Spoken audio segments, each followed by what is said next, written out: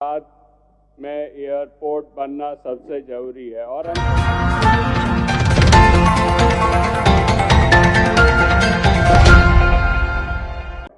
अभिभाषण के पक्ष में बोलने के लिए खड़ा हूं।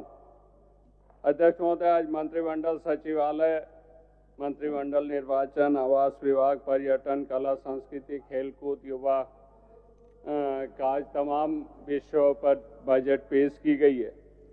अध्यक्ष महोदय, मैं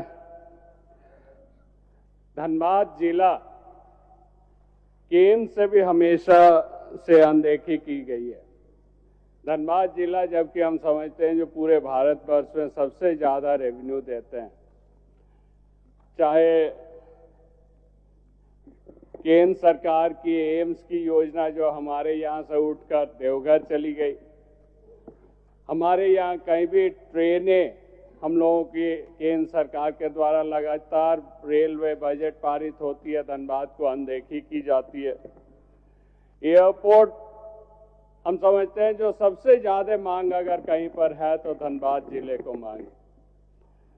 और मैं माननीय मंत्री जी को दरख्वास्त करूंगा जो राज्य सरकार भी इस पर ध्यान दे, जो धनबाद में एयरपोर्ट बनना सबसे जरूरी है। और हम समझते हैं जो सबसे ज्यादा उड़ाने, अगर सबसे ज्यादा ट्रांसपोर्ट अगर होगा तो वो धनबाद से ही, धनबाद एयरपोर्ट अगर बनेगी तो वो सबसे ज्यादा होगा। अध्यक्ष महोदय, मैं माननीय मंत्री जी को धन्यवाद दूंगा जो हमारे चिरकुंडा नगर पालिका क्षेत्र में स्टेडियम और पानी की समस्या को देखते हुए एक टंकी की भी योजना इमीडिएटली सैंक्शन हो गई। मैं माननीय मंत्री जी से दरख्वास्त करूंगा कि पानी की जो योजना है वो धरातल में उतरे, जल्द से जल्द उतरे, उस पर थोड़ी कार्रवाई करें। अध्यक्ष महोदय, चूंकि आवास भी इनके अंदर है, आवास ताड़लगा हाउसिंग कॉलोनी जो है उनके आसपास काफी बृहद क्षेत्र में सरकारी जमीन उपलब्ध है।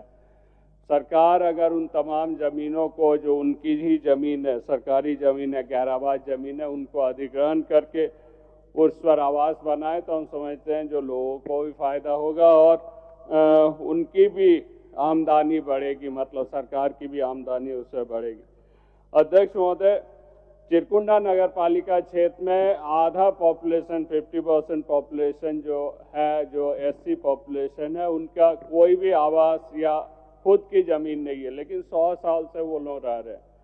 आज नगर पालिका क्षेत्र में जमीन की बंदोबस्ती बंद कर दी गई है।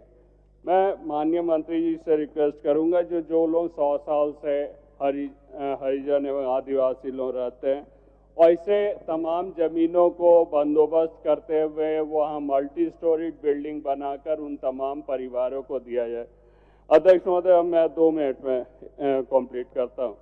अध्यक्ष महोदय, टूरिज्म हम समझते हैं जो सबसे ज्यादा रेवेन्यू देने योग्य है। अगर इंडस्ट्री के बाद, रॉ मटेरियल्स के बाद अगर सबसे ज्यादा रेवेन्यू आएगी तो टूरिज्म से आएगी। और माइथन ए ग्रेड टूरिज्म के अंदर ये रखी गई है। वहाँ इको टूरिज्म पार्क जो है माइथन में, हम समझते हैं जो फॉरेस्ट विभाग के माध्यम से या टूरिज्म विभाग कर सकते हैं। वहाँ economy hotel, floating restaurant, sports activities के लिए तमाम चीजें हम समझते हैं कर सकते हैं। और पंचायत डैम जो, वो भी एक खूबसूरत जगह, उन्हें सी ग्रेड में रखा गया। मैं माननीय मंत्री जी से रिक्वेस्ट करूंगा जो उसे भी अपग्रेड करते हुए वहां भी किस तरीके से टूरिज्म को डेवलप किया जाए उसकी भी एक प्लानिंग करें। और जमीन अधिग्रहण कर अगर हो सके तो वहाँ रिसोर्ट बनाए। एक आखिरी चीज जो सारे माननीय सदस्यों की रिक्वेस्ट है, जो एमएलए फंड जो 5 करोड़ है आज के दिन, वो 18% जीएसटी उसमें लगती है। ये सबकी भावना है जो हम समझते हैं जो एमएलए फंड से सब स्कीम्स हम लोग कर सकते हैं। तो एमएलए फंड माननीय मुख्यमंत्री महोदय भी है, घोषणा करे इसी विधानसभा सत्र में जो एमएलए फंड को बढ़ाया जा सके।